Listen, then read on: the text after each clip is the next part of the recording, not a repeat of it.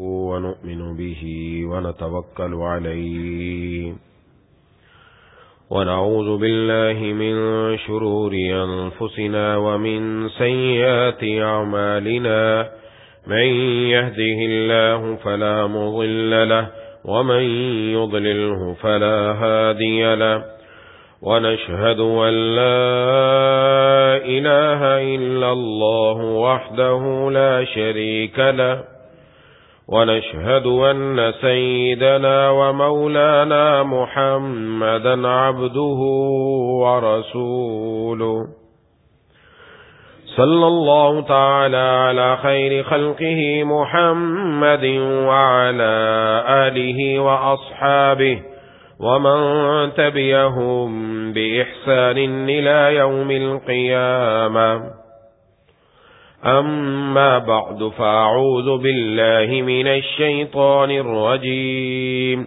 بسم الله الرحمن الرحيم الذين يأكلون الربا لا يقومون إلا كما يقوم الذي يتخبطه الشيطان من المس ذلك بأنهم قالوا إنما البيع مثل الربا وأحل الله البيع وحرم الربا فمن جاءه موعظة من ربه فانتهى فله ما سلف وأمره إلى الله ومن عاد فأولئك أصحاب النار هم فيها خالدون يمحق الله الربا ويربي الصدقات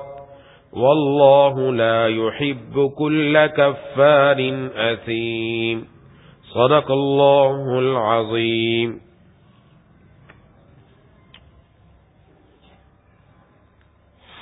میرے دوستوں اور ساتھیوں،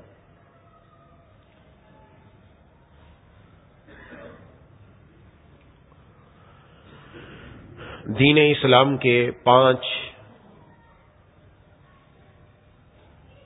اہم اور بنیادی حصے ہیں. جب تک انسان ان 5 پر عمل کرنے والا نہ ہو تب تک انسان دیندار نہیں بنتا. ہم عموماً کسی کو نماز پڑھتے ہوئے دیکھتے ہیں تو کہتے ہیں یہ دیندار ہے، وہ نمازی ہے. روزہ رکھنے والا روزہ رکھنے والا ہے، حج کرنے والا حاجی ہے. دیندار تب ہوگا جب 5 باتیں اس کے اندر پائی جائیں. وہ 5 باتیں کون سی ہیں؟ نمبر 1، عقائد. انسان کا عقیدہ، ایک مسلمان کا عقیدہ محبوب کبریا خاتم الانبیاء سرکار دو عالم صلی اللہ علیہ وسلم نے جو عقیدہ حضرات صحابہ کرام رضوان اللہ علیہم اجمعین کو دیا اور انہوں نے اس پر یقین رکھا، اس کے مطابق انسان کا عقیدہ ہونا چاہیے. اس لیے قرآن کریم میں فرمایا گیا حضرات صحابہ کرام رضوان اللہ علیہم اجمعین کی طرح ایمان لاؤ، تب تمہارا ایمان معتبر ہوگا، عقیدہ ویسا ہو. نمبر 1، الحمدللہ اللہ تبارک و تعالی نے ہمیں اہل حق سے جوڑا، ہمیں وہ عقیدہ نصیب فرمایا. دوسری چیز ہے عبادات. عبادات کے اندر بہت ساری چیزیں ہیں، نماز ہے، روزہ ہے، زکوٰۃ ہے، حج ہے، دیگر بہت ساری چیزیں، تلاوت قرآن کریم اور بہت ساری چیزیں، یہ ساری عبادات کے اندر آتی ہیں. یہ الحمدللہ اللہ تبارک و تعالی کی کرم نوازی سے ہم اس پر بھی عمل کرتے ہیں. الحمدللہ کہیں کوتاہی پائی جاتی کوشش کرتے ختم ہو جائے. تیسری چیز ہے معاملات. معاملات کا مطلب کیا؟ لین دین، آپس کے اندر خرید و فروخت، کاروبار، شراکت، یہ چیزیں، یہ آپس کے اندر جو کمانا، پیسے کا لین دین، یہ شریعت کے طریقے کے دائرے کے اندر ہو، شریعت کے طریقے کے مطابق ہو. یہ ہے معاملات. نوکری کرتے ہیں ہم، کہیں ملازمت کرتے ہیں ہم، یا ہم خود فیکٹری کے مالک ہیں، ہم نے وہاں کام کرنا ہے، کیسے کام ہو یا ہم اپنی دکان چلاتے ہیں، اس دکان میں ہمیں کیا کیا چیز بیچنی ہے، کیا نہیں بیچنی، کس چیز کا خیال رکھنا ہے، کس کا نہیں خیال رکھنا. ہم نے بلڈنگ بنائی، وہ ہم نے کرائے پر دینی ہے، کیسے دیں کیسے نہ دیں. ہاں جی، آج کل جدید طریقے آ گئے، آن لائن سسٹم آ گیا، ملٹی لیول مارکیٹنگ کمپنیاں آ گئی. یہ ساری چیزیں، یہ جتنے بھی کام ہیں، یہ سارے معاملات میں آتے ہیں. معاملات قرآن و سنت کے مطابق ہو. تیسری چیز ہے معاشرت. معاشرت آپس میں رہنا سہنا. رہنا سہنا چاہے گھر کا ہو چاہے باہر کا ہو. بیوی بچوں کے ساتھ رہنا ہے، والدین کے ساتھ رہنا ہے، عزیز و اقارب کے ساتھ رہنا ہے، پڑوسیوں کے ساتھ رہنا ہے. باہر آئے دوسرے لوگوں کے ساتھ تعلق بنا، دوست ہے مسجد میں آئے، مسجد میں ایک دوسرے سے تعلق بنا، آپس میں ایک دوسرے کے ساتھ بیٹھے، کیسے رہنا ہے کیسے نہیں رہنا. یہ معاشرت ہے. اس کا طریقہ بیان کیا پورا کہ یہ کیسے ہونی چاہیے. اور نمبر 5 ہے اخلاق. اخلاق اس کا تعلق ہے دل سے. اخلاق کا مطلب ایک تو ہم ظاہراً لیتے ہیں اس بندے کے اخلاق بڑے اچھے ہیں. کیا مطلب؟ اس کے اخلاق اچھے ہیں، یہ ہنس کر ملتا ہے، اچھے انداز سے ملتا ہے. یہ اخلاق کا ایک نمونہ ہے، پورے اخلاق اس کا نام نہیں ہے.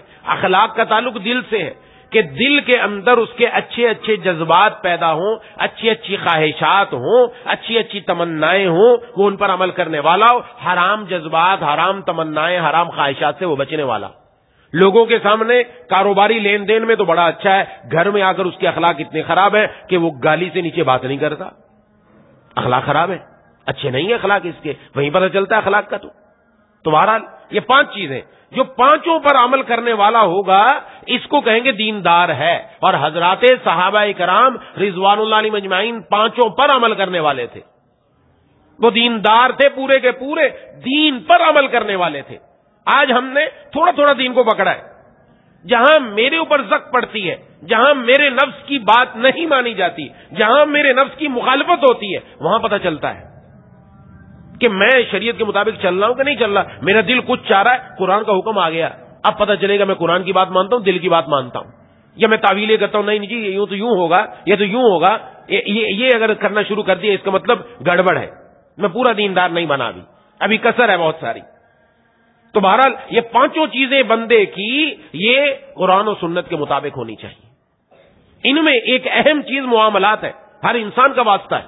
ہر انسان، جو بھی انسان ہے دنیا کے اندر، ظاہر ہے اس کو گھر کی ضرورت ہے، مکان کی ضرورت ہے، روٹی کی ضرورت ہے، کپڑے کی ضرورت ہے، گھر والوں کی ضروریات ہے. اس کے لیے وہ کہیں نہ کہیں کمانے کے لیے جائے گا. اپنا کاروبار ہوگا، کہیں ملازمت ہوگی، کہیں کچھ کرے گا. یہ سارے کا سارا اس کا تعلق ہے معاملات. اور یہ معاملات صرف اس حد تک نہیں کہ بس یہاں تک بات ختم ہو گئی. ان معاملات کا اثر بندے کی عبادات پر بھی پڑتا ہے.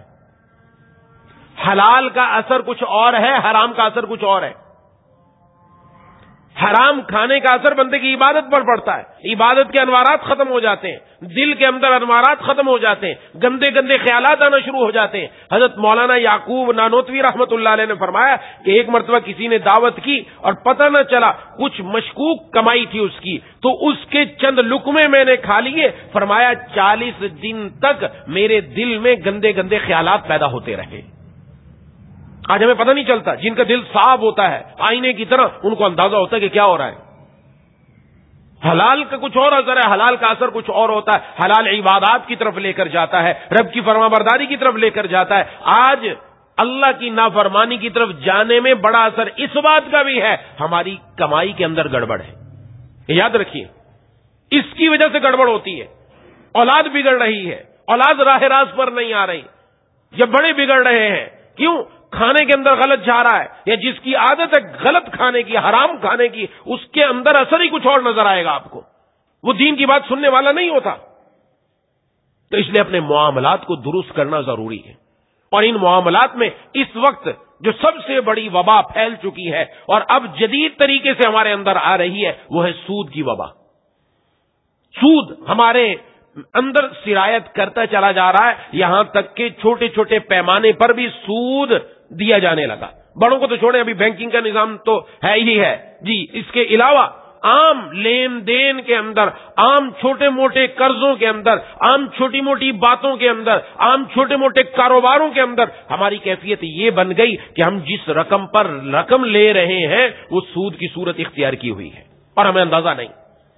وہ میں عرض کر دوں گا کہ سود ہے کیا اور کہاں کہاں کیا گڑبڑ ہو رہی ہے، لیکن سب سے پہلے یہ سمجھنا ہے کہ سود کے بارے میں قرآن نے کیا بیان کیا، حدیث شریف میں جناب نبی کریم صلی اللہ علیہ وسلم نے کیا بیان کیا۔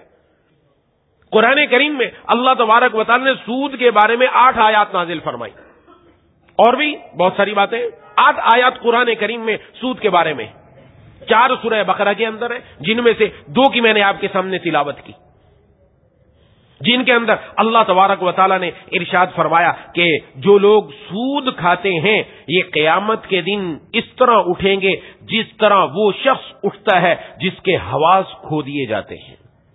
یہ قیامت کے دن خبتی ہو کر کھڑے ہوں گے، خبتی ہو کر کھڑے ہوں گے۔ اور کیوں؟ اس وجہ سے یہ کہا کرتے تھے کہ جو خرید و فروخت ہے، جو دنیا کے اندر کاروبار ہوتا ہے، یہ بھی سود جیسا ہے، جیسے سود میں نفع ملتا ہے کاروبار میں بھی نفع ملتا ہے، لہذا ہم سود ہی اختیار کر لیں، کوئی مسئلہ نہیں، نعوذ باللہ۔ اللہ فرماتے ہیں اللہ نے خرید و فروخت لین دین کو تو حلال کیا ہے لیکن سود کو حرام کیا ہے۔ اور دوسری آیت میں اللہ تبارک و تعالی نے فرمایا کہ اللہ سود کو مٹاتا ہے، صدقات کو بڑھاتا ہے۔ جس کے بعد سود کی رقم آئے گی اس کا مال مٹنا شروع ہو جائے گا، ختم ہونا شروع ہو جائے گا، اور جو اللہ کے راستے میں دینے والا ہو جاتا ہے اللہ اس کے مال کو بڑھانا شروع کر دیتے ہیں۔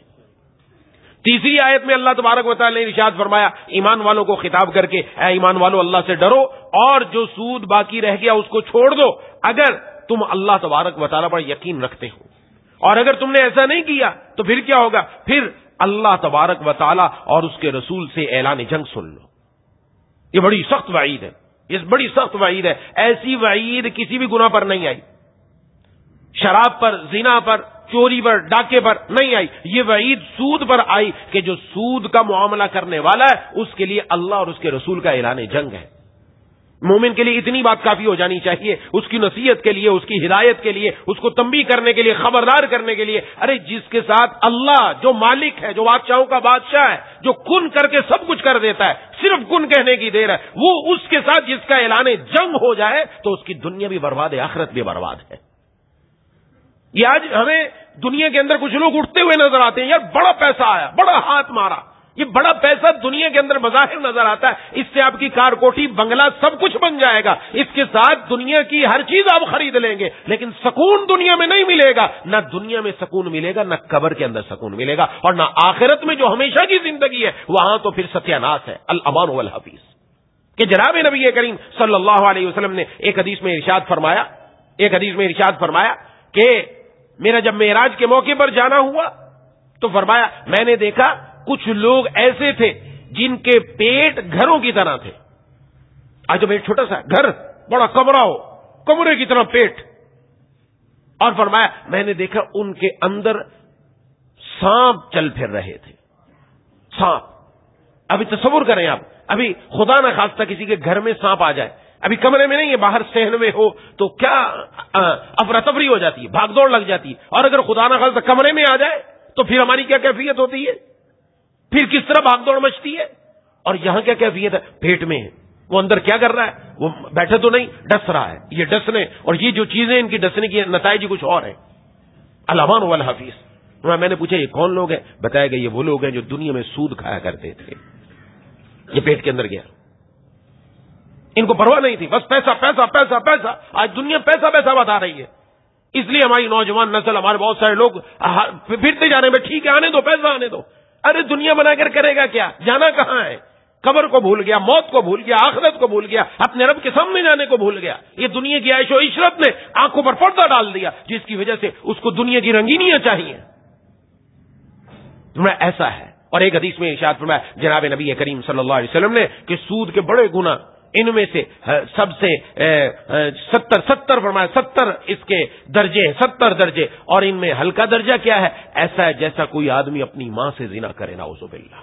اس کو کوئی تصور کر سکتا ہے؟ کوئی تصور نہیں کر سکتا۔ لیکن سود عام ہو چکا، اتنا عام ہو گیا، یہ ڈاکٹروں کے پاس دوا ہوتی ہے کلوروفارم، جس سے انسان کو بے ہوش کر دیا جاتا ہے، جب بے ہوش ہو جائے پھر جو کچھ کرو۔ آج ہمیں دنیا کی تمام جتنی بھی دنیا میں اللہ سے گمراہ کرنے والے لوگ ہیں، جتنے بھی شیاطین ہیں، انسان ہیں، کفار ہیں، یورپ ہے، جتنے بھی، ان سب نے ہمیں گویا نعوذ باللہ وہ کلورو فارم سنگھا دیا. ہم بے ہوش ہیں، رب کا حکم آتا ہے سامنے سے ہو کر گزر جاتا ہے، لیکن ہم کرتے وہی ہیں جو ہمارا دل چاہتا ہے. بے سود لیٹے ہوئے. ورنہ مسلمان کی کیفیت، رب کا قرآن سامنے آ گیا، حضور کی حدیث آ گئی، کیا کیفیت ہوتی ہے؟ کیفیت بدل جائے. لیکن جہاں ایسا ہے کہ یہ گویا بے ہوش پڑے ان کے سامنے، اس لیے تو قرآن کریم نے خبتی کر کے کھڑا کیا جائے گا. دنیا میں یہ بے ہوش رہا، گویا ہمارا حکم آتا رہا، حضور کی حدیث آتی رہی سامنے، کیا کیا اس کے عذاب ہے، لیکن اس نے نہیں چھوڑا، یہ کر رہا ہے، اس کے پیچھے چل رہا ہے. اس کا نتیجہ یہ کہ اس کو خبتی کر کے اٹھایا جا رہا ہے. کتنی بڑی سخت وعیدیں. ابھی تو یہ چند باتیں میں نے عرض کی، موقع نہیں ہے. یہ قرآن کریم کی 8 آیات پڑھیں، ان 8 آیات کو سامنے رکھے تو پتہ چلا ہے سورہ آل عمران کے اندر، سورہ نساء کے اندر، سورہ روم کے اندر اور سورہ بقرہ کے اندر یہ 8 آیات ہیں جو اللہ تبارک و تعالی نے سود کے بارے میں بتائی. حضور صلی اللہ علیہ وسلم کی احادیث 40 سے زیادہ احادیث اس پر موجود ہیں جو سود کی برائیاں، وعیدیں، اس کی سزائیں جو آخرت میں ملنے والی اس کے بارے میں بیان کی گئی. لیکن آج ہمارے ایک ایک قدم پر سرایت کر چکا ہے. آج جی میں کسی کے ساتھ انویسٹمنٹ کرنے لگا ہوں، کیا انویسٹمنٹ کریں گے؟ میں ان کے ساتھ انویسٹمنٹ کر رہا ہوں 5 لاکھ روپے، اور سال کے بعد یہ 5 لاکھ مجھے واپس کا واپس ملنا چاہیے اور ماہانہ بھی مجھے نفع ملنا چاہیے. یہ جو آپ کہہ رہے ہیں 5 لاکھ آپ کو سال کے بعد واپس ملنا چاہیے، گویا آپ نے قرض دیا ہے، آپ نے تو انویسٹمنٹ نہیں کی. انویسٹمنٹ کا مطلب تو یہ ہوتا ہے کہ ہم کسی کاروبار میں پیسہ لگائیں، وہاں نفع بھی ہوگا، نقصان بھی ہوگا. میں تو اس بات پر ہوں، یہ سود لینے کی سب سے بڑی برائی یہ ہے کہ جو پیسہ دینے والا ہے وہ نقصان سے بالا تر ہو کر بیٹھا ہے. آگے کمانے والا جانے وہ ڈوبے، وہ کچھ بھی کرے، میرا پیسہ محفوظ ہے، اس نے 2 لاکھ روپے واپس دینا بھی ہے اور ماہانہ مجھے نفع بھی دینا ہے. اس کی حیثیت سوائے سود کے اور کچھ بھی نہیں بنتی. ڈھیرے کتنے ایسے لوگ آتے میرے پاس کہ جی ہم نے لگا رکھے، لیکن ہم نے شرط لگائی کہ 2 سال بعد یا 5 سال بعد یا 1 سال بعد تو نے پوری رقم واپس کرنی ہے. پوری رقم کیوں واپس کرنی ہے بھائی؟ نفع کے اندر آپ اس کے ساتھ پارٹنر بن رہے ہیں، نقصان میں کیوں نہیں پارٹنر بن رہے؟ کہ میں پارٹنر نہیں بنوں گا نقصان میں، تو پیسہ لگایا کیوں؟ شریعت نے کہا ہے نفع وہ اٹھائے جو نقصان اٹھانے کے لیے تیار ہو، نفع وہ اٹھائے جو نقصان اٹھانے کے لیے تیار ہو. اس لیے یہ خرید و فروخت کیوں جائز ہے؟ ایک بندہ چیز لے کر آتا ہے، دکان پر لا کر رکھتا ہے، وہ چیز ہو سکتا ہے پڑی پڑی گل جائے، خراب ہو جائے، چوہے نقصان پہنچا دیں، کوئی چیز جل جائے، خراب ہو جائے، نقصان اٹھانے کے لیے تیار ہو گیا. اب جب تیار ہو گیا، اب شریعت کی آگے بیچ کے نفع کماؤ. میں 10 روپے کی لایا ہوں، میں آگے 12 روپے کی بیچ کر 2 روپے نفع کما رہا ہوں، حلال ہے میرے لیے.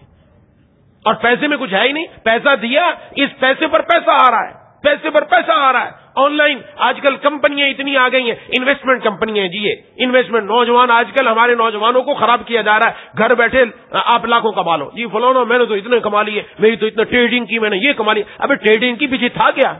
کچھ ہوا بھی ہے کہ نہیں ہوا؟ یہ صرف لیتی دیتی ہوئی ہے. آپ کو بتایا جی یہ آپ نے چیز خرید لی، تھوڑی دیر بعد آپ نے بیچ دی، آپ کا اتنا نفع آیا، یہ آپ کے اکاؤنٹ میں منتقل ہو گیا. یہ ہو کیا رہا ہے؟ کہاں سے آ گیا وہ نفع؟ کچھ چیز بیچی آپ نے، کوئی چیز آپ کے ہاتھ میں آئی، آپ نقصان اٹھانے کے لیے تیار ہوئے. آپ تو نقصان اٹھانے کے لیے تیار نہیں ہوئے، نفع کس چیز کا؟ شریعت یہاں پکڑتی ہے آ کر. لیکن ہم کہتے نہیں نہیں، بس میرے پاس تو نفع آ رہا ہے، کچھ پیسے لگا دیے اور کسی کی کمپنی میں ممبرشپ ہے جی، یہ ملٹی لیول مارکیٹنگ سسٹم چل رہا ہے، بس ایک کے بعد 2 ممبر بناؤ، 10 ممبر بناؤ، 15 ممبر بناؤ، ممبر بڑھتے جائیں گے، تیرا پیسہ آتا جائے گا، تیرا پیسہ آتا جائے گا. ارے ہے کیا اس میں؟ نہ جانے کتنی کتنی خرابیاں پائی جاتی ہیں. شرعاً جائز نہیں ہے ایسے معاملات کرنے. ہم سمجھ رہے پیسہ آ رہا ہے، وہ پیسہ کرے گا کیا؟ وہ جو ہمارے جسم پر اثر کرے گا اس کا نتیجہ کیا نکلے گا؟ محبوب کبریا خاتم الانبیاء سرکار دو عالم صلی اللہ علیہ وسلم نے ارشاد فرمایا، ایک آدمی اللہ کے سامنے آتا ہے، پراگندہ بال ہے، سفر کی حالت ہے، مسافر کی دعا قبول ہوتی ہے، وہ اللہ کے سامنے عرض کر رہا ہے، دعائیں مانگ رہا ہے. فرمایا اللہ اس کی دعا قبول کیسے کریں؟ اس کا کھانا بھی حرام کا، اس کا پینا بھی حرام کا، اس کا لباس بھی حرام کا ہے.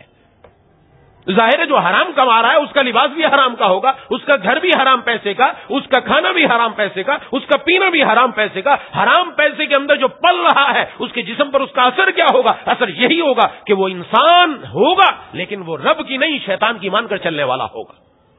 آج آپ دیکھ لیں، یہ اپنی کھلی آنکھوں سے دیکھیں، جن کے اندر یہ باتیں آ چکی ہیں آپ ان کو دین کی بات بتا کر دیکھیں، وہ آپ کے سامنے کیسے کھڑے ہو جاتے ہیں. یہ میں نے وہی عرض کیا، کلوروفارم سونگا دیا گیا ہے، ختم ہو گئی ہے. لیکن جو تھوڑا سا جانتا ہے وہ کہتے ہیں جی کیا کریں، سارے ہی ایسے کر رہے ہیں، نعوذ باللہ. اگر ایک بیماری پھیل جائے کسی علاقے میں تو کیا ڈاکٹر یہ کہے گا چونکہ بیماری پھیل گئی اب ہم اس کا علاج نہیں کریں گے؟ سب لوگ کہیں گے ارے ڈاکٹر تو ڈاکٹر کیوں بنا تھا، تجھے ڈگری کیوں لی تھی، تیروں پر پیسہ کیوں لگایا گیا؟ اس لیے کہ تو اس بیماری کا علاج کرے، تجھے تو علاج کرنا ہے، تو وہ ہاتھ باندھ کر بیٹھ گیا. سب اس کو بے وقوف کہیں گے. ایک مسلمان کا کام تھا ساری دنیا بھلے بولے کہ یہ رائج ہو گیا, لیکن میرے اللہ نے کہہ دیا, میرے قرآن نے کہہ دیا, اللہ تعالی نے فرما دیا حرام ہے حرام ہے حرام ہے, اور اس کے علاوہ طریقہ بتا دیا حلال یوں اختیار کرو, یوں تمہارے پاس پیسہ آئے گا. لہذا کوئی مانے نہ مانے میں مانتا ہوں, اور میری ذمے میں ہے کہ میں اس کے اندر تبدیلی لے کر آؤں اور لوگوں کے دلوں سے اس کے دلوں میں حرمت کی, ان کی نحوست, اس سود کی حرمت بیان کروں تاکہ ان کو پتہ چلے اس چیز سے اپنے آپ کو چھوڑنا ضروری ہے, لازمی ہے. تو یہ تو اپنے اندر لانا چاہیے, جب تک لائیں گے نہیں کام نہیں بنائے گا. تو بہرحال اب کرنا کیا ہے ہمیں, ہماری زندگی کے اندر حکم کیا ہے؟ جناب نبی کریم صلی اللہ علیہ وسلم نے ارشاد فرمایا جو تم میں سے کسی برائی کو دیکھے تو اس کو چاہیے کہ اپنے ہاتھ سے تبدیل کرے. فَلْيُغَيِّرْهُ بِيَدِهِ, اگر ہاتھ سے تبدیل نہیں کر سکتا زبان سے تبدیل کرے, اگر زبان سے تبدیل نہیں کر سکتا فرمایا اپنے دل سے تبدیل کرے. یہ تین باتیں ارشاد میں, اور جو دل سے تبدیل کرے گا یہ ایمان کا کمزور ترین درجہ ہے, ایمان کا کمزور ترین درجہ ہے. اور یاد رکھیے یہاں پر منکر, برائی, گناہ, اللہ کی نافرمانی, یہ جب انسان کے سامنے آ جائے تو پھر کیا کرنا. یہ سود بھی ایک منکر ہے. سود کیا ہے؟ سود کی حقیقت کیا ہے؟ سود یہ ایسا لفظ ہے, عرب کے اندر جب قرآن نازل ہوا ان لوگوں کو پتا تھا سود کا معنی کیا ہوتا ہے. سود کا معنی ہے کسی کو مخصوص رقم قرض دے کر اس پر باقاعدہ طے کرنا کہ اتنے مہینے کے بعد تو اس پر اتنا پیسہ اور دے گا, کہ ہم نے تجھے 1,00,000 روپیہ دیا اب تو 6 ماہ کے بعد 1,10,000 روپے دے گا. یہ معنی معروف تھا, اور بعض لوگوں نے عجیب وجوہ اس دور کے اندر سود اور ہوتا تھا, آج کل سود اور ہے. ہاں جی, لوگوں کے ذہن ہے, نئی نئی باتیں لے کر آتے, نعوذ باللہ. یہاں تک تو کہنے والے نے یوں بھی کہہ دیا ہے, کہنے والے نعوذ باللہ نعوذ باللہ نعوذ باللہ, کہ اگر حضور صلی اللہ علیہ وسلم نے اپنے دور کے گانے سنے اس لیے کہا ناجائز ہے, اگر ہمارے دور کے گانے سن لیتے تو جائز کا فتویٰ دے دیتے. نعوذ باللہ. یہ دماغ خراب ہو گیا, سٹیا گیا, پاگل ہو گیا. یہ دیوانے ہیں دنیا کے, ان کو دنیا کی رنگینیاں نظر آئیں. اس دنیا کی رنگینی کا نظر یہ ہوتا ہے کہ اس کی عقل سٹیا جاتی ہے, یہ اس کی عقل خراب ہو جاتی ہے, یہ ایسی باتیں کرنے پر مجبور ہو جاتا. کیا شراب جو ہے, شراب نیا نام رکھ دو, یہ تو جی حضور کے دور میں نہیں, یہ تو وسکی ہے لہذا پینا جائز ہے. کیا بیئر ہے یہ تو, ہاں جی یہ تو برانڈی ہے, یہ تو فلاں ہے, اور اچھی سی بوتل کے اندر پیک کر کے لے آؤ. وہ حرام حرام ہی رہے گا. نام بدلتے رہو, لیبل بدلتے رہو, صورتیں بدلتے رہو, اگر حقیقت پائی جاتی ہے جو شراب والی ہے وہ حرام ہے, حرام ہی رہے گی. سود کی حقیقت جہاں پائی گئی وہ جیسے ہو حرام ہی رہے گی. اس دور کے اندر بھی تجارتی سود دیا جاتا تھا, اس دور کے اندر بھی. یہ صرف آج نہیں, آج کی تو تجارتی سود ہے. تجارتی سود ہو یا ضرورتی سود ہو, کوئی بھی سود ہو, ہر قسم کا سود حرام ہے. جس کے اندر یہ پایا گیا اور یہی ہو رہا ہے, چند پیسے دو اس کے عوض میں ٹھیک ٹھاک پیسہ لے لو, بس یہی کیا جاتا. اور تو اس کے علاوہ کوئی طریقہ ہی نہیں ہے. 10,000 روپے لے لو, 11,000 روپے واپس دے دینا. یہ چھوٹے چھوٹے قرضے بھی دیے جا رہے ہیں, عورتیں بھی قرضے دیتی ہیں ایک دوسرے کو, اور اس بنیاد پر دی جا رہے ہیں. نعوذ باللہ. کس بنیاد پر ہے بھائی؟ جو کوئی کمپنیوں میں انویسٹ کر رہا ہے وہاں بھی یہی ہو رہا ہے. کتنے آپس میں دوست ہوتے ہیں, جی چلو ہم فلانا کاروبار شروع کرتے ہیں, آپس میں انویسٹ کرتے ہیں, اور ایک کو پھنسا دیا اور اس کو کہا جی ہمارا پیسہ ہمیں واپس ملنا چاہیے, اور ساتھ یہ کام تو کرے گا, باقی سارا پیسہ ہمیں اصل رقم دے گا, اور آخر میں جا کے جھگڑا شروع ہو جاتا ہے اس بات پر کہ کس چیز کا پیسہ لے رہے ہیں. قرض دے رہے ہیں, ہم قرض دے رہے ہیں, قرض کے اوپر ہم نفع لے رہے ہیں, جہاں جہاں ہم انویسٹ کر رہے ہیں. نعوذ باللہ, یہ سود ہے, سارا سود کے اندر آ رہا ہے. اس سے بچنا ضروری ہے. صرف بینکنگ کا نظام تو ہے, لیکن اس کے علاوہ اپنی ذاتی زندگیوں کے اندر دیکھیں کہ ہم کہاں کہاں تک یہ سود ہمارے اندر سرایت کرتا چلا جا رہا ہے.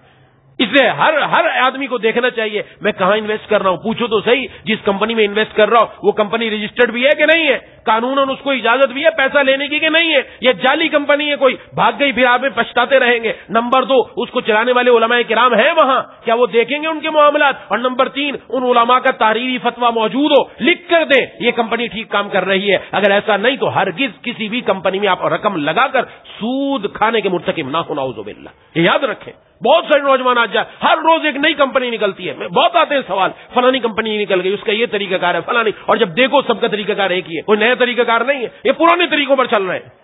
اس سے اپنے اندر یہ چیز رکھنا ضروری ہے. تو بہرحال یہ منکر, اس منکر سے بچنا ضروری ہے. بنی اسرائیل میں کیوں آیا؟ ابو داؤد شریف کی حدیث ہے کہ بنی اسرائیل کے اندر یہ جو گناہ پھیلا, کیسے پھیلا؟ فرمایا کہ ایک آدمی آیا, اس نے دوسرے کو گناہ کرتے ہوئے دیکھا, آج روکا, کل دیکھا پھر روکا, 2-4 دن پھر روکا, اب دیکھا وہ رک نہیں رہا تو اس نے روکنا بند کر دیا, اس نے اس کو سمجھانا بند کر دیا. نہ صرف سمجھانا بند کر دیا بلکہ اس کے ساتھ اٹھنا بیٹھنا شروع کر دیا, اس کے ساتھ کھانا پینا بھی شروع کر دیا, اس کے ساتھ تعلقات بھی اپنے ویسے رکھے, اس کے ساتھ اپنی دوستی بھی رکھی.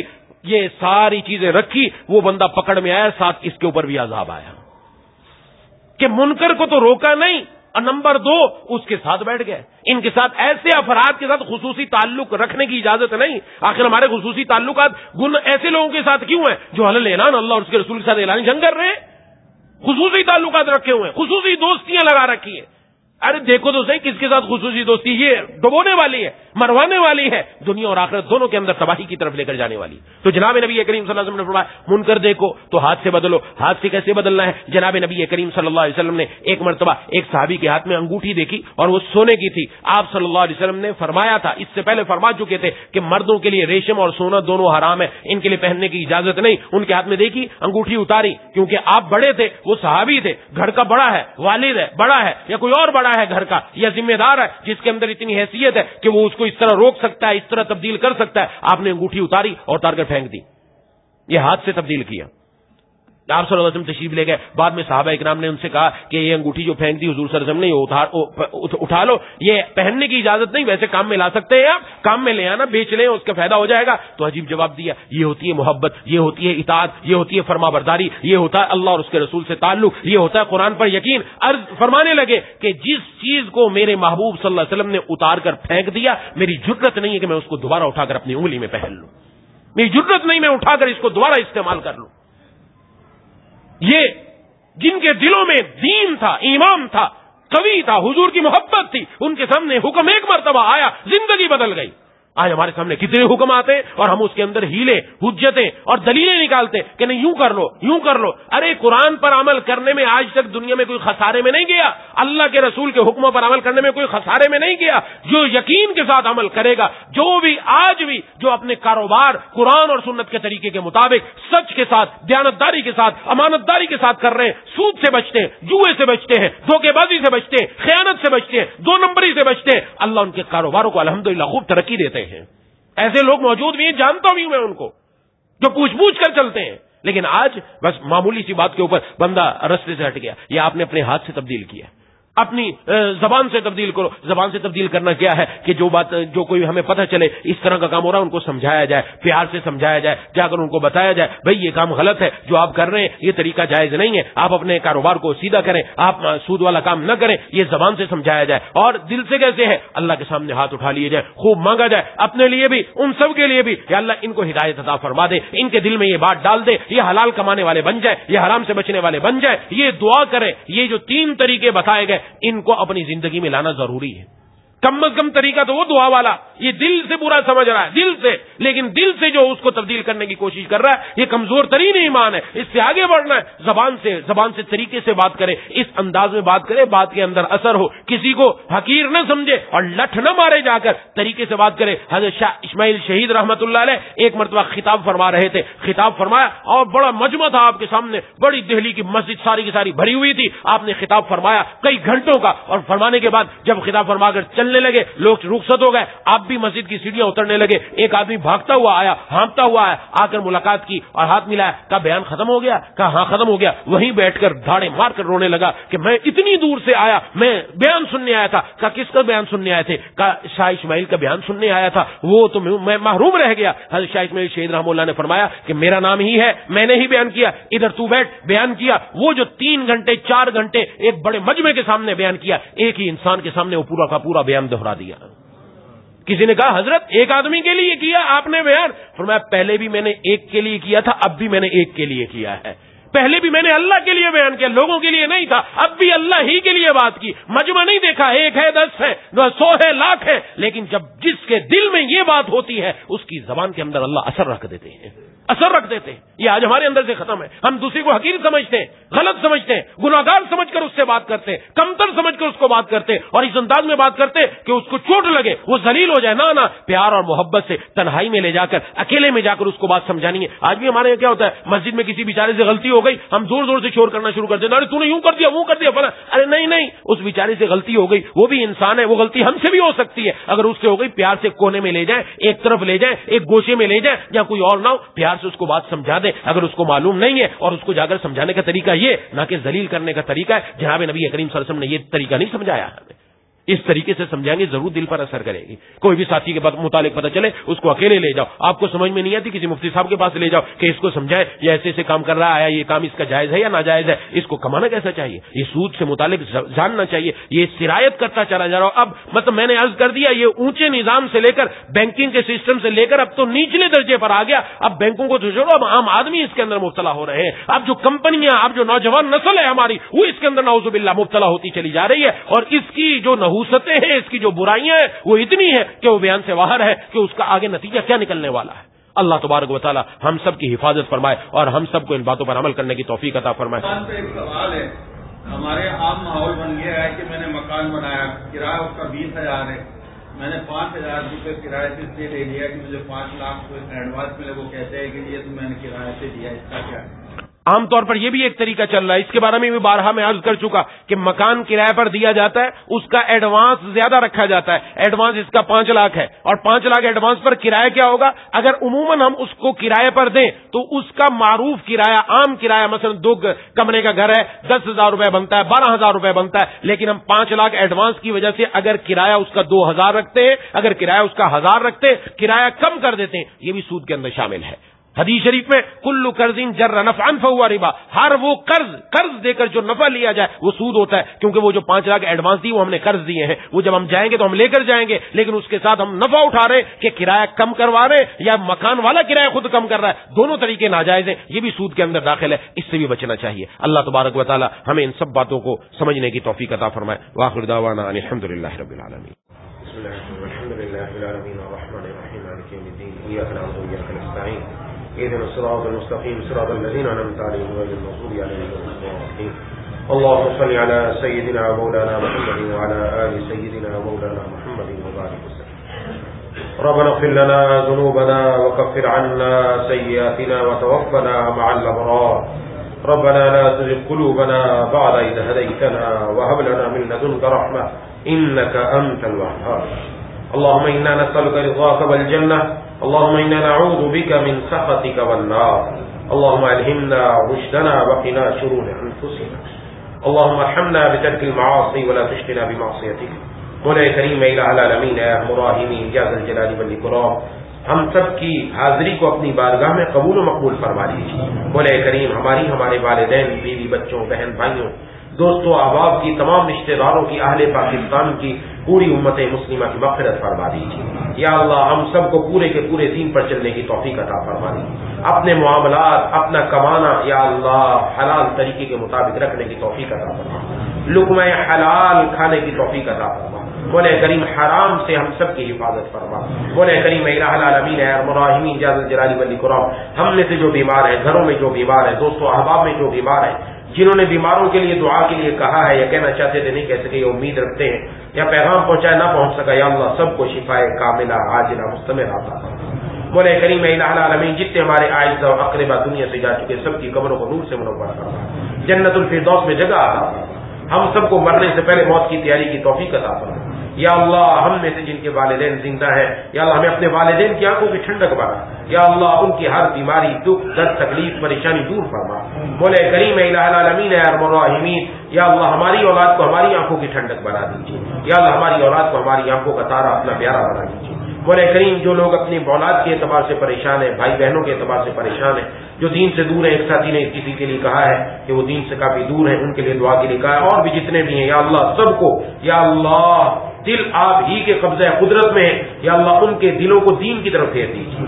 یا اللہ ہم سب کو اور ان کو بھی یا اللہ دین پر استقامت عطا فرما دیجیے. مولا کریم الہ العالمین دنیا کی رنگینیاں جو ہماری آنکھوں پر, ہمارے دلوں پر آ چکی, یا اللہ ان کا میل اتار کر یا اللہ دنیا کی حقیقت ہمارے دلوں میں واضح کر دیجیے.